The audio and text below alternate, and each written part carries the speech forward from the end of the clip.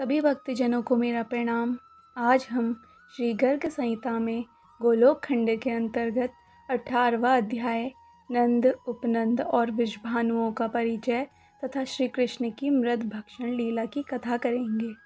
श्री नारद जी कहते हैं, मिथिलेश्वर वो पांगनाओं के घरों में विचरते और माखन की चोरी की लीला करते हुए नवकंज लोचन मनोहर श्याम रूपधारी श्री कृष्ण बालचंद्र की भांति बढ़ते और लोगों के चित्त चुराते हुए से ब्रज में अद्भुत शोभा का विस्तार करने लगे। नौनंद नाम के गोप अत्यंत चंचल श्री नंद नंदन को पकड़कर अपने घर ले जाते और वहां बिठाकर उनकी रूप माधुरी का आस्वादन करते हुए मोहित हो जाते थे। वे उन्हें अच्छी अच्छी गेंदें देकर खिलाते, उनका लालन पालन करते, उनकी लीलाएं गाते और बड़े हुए आनंद में निमग्न हो सारे जगत को भूल जाते थे। राजा ने पूछा, देवर्षे आप मुझसे 9 उपनंदों के नाम बताइए। वे सब बड़े सौभाग्यशाली थे। उनके पूर्व जन्म का परिचय दीजिए। वे पहले कौन थे जो इस भूतल पर अवतीर्ण हुए? उपनंदों के साथ ही 6 वृषभानुओं के भी मंगलमय कर्मों का वर्णन कीजिए। श्री नारद जी कहते हैं, गय, विमल, श्रीश, श्रीधर, मंगलायन, मंगल, रंगवल्लीश, रंगोजी तथा देवनायक ये 9 नंद कहे गए हैं जो व्रज के गोकुल में उत्पन्न हुए थे।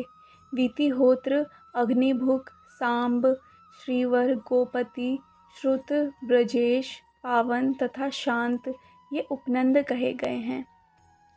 नीतिवित, मार्गद, शुक्ल, पतंग, दिव्यवाहन और गोपेष्ट ये 6 वृषभानु हैं जिन्होंने व्रज में जन्म धारण किया था, जो गोलोक धाम में श्री कृष्ण चंद्र के निकुंज द्वार पर रहकर हाथ में बेंत लिए पहरा देते थे। वे श्याम अंग वाले गोप व्रज में 9 नंद के नाम से विख्यात हुए। निकुंज में जो करोड़ों गायें हैं, उनके पालन में तत्पर मोर पंख और मुरली धारण करने वाले गोप यहाँ उपनंद कहे गए हैं।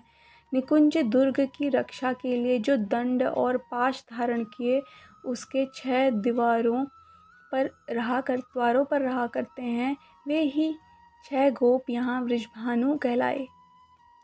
श्री कृष्ण की इच्छा से ही वे सब लोग गोलोक से भूतल पर उतरे हैं। उनके प्रभाव का वर्णन करने में चतुर्मुख ब्रह्मा जी भी समर्थ नहीं हैं।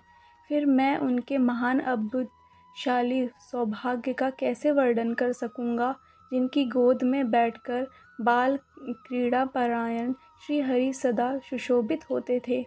एक दिन की बात है, यमुना के तट पर श्री कृष्ण ने मिट्टी का आस्वादन किया। यह देख बालकों ने यशोदा जी के पास आकर कहा, अरे मैया, तुम्हारा लाला तो मिट्टी खाता है। बलभद्र जी ने भी उनकी हाँ में हाँ मिला दी। तब नंद रानी ने अपने पुत्र का हाथ पकड़ लिया। बालक के नेत्र भयभीत से हो उठे। मैया ने उनसे कहा, यशोदा जी ने पूछा, अरे ओ महामूढ़, तूने क्यों मिट्टी खाई?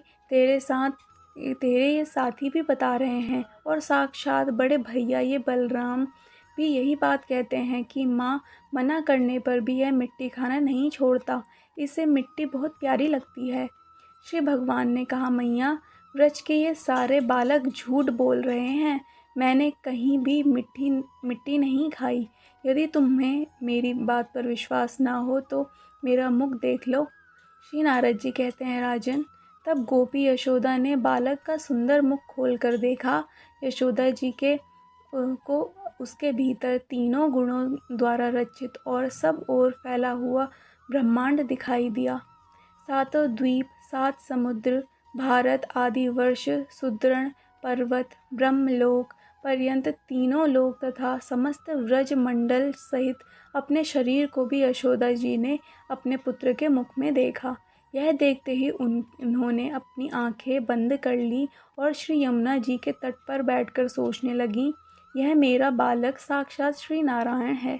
इस तरह वे ज्ञान निष्ठ हो गईं। तब श्री कृष्ण उन्हें अपनी माया से मोहित सी करते हुए हंसने लगे। यशोदा जी की स्मरण शक्ति विलुप्त हो गई। उन्होंने श्री कृष्ण का जो वैभव देखा था वह सब वे तत्काल भूल गईं। इस प्रकार श्री गर्ग संहिता में गोलोक खंड के अंतर्गत नारद बहुलाश्व संवाद में ब्रह्मांड दर्शन नामक 18वां अध्याय पूरा हुआ। जय जय श्री राधे कृष्ण।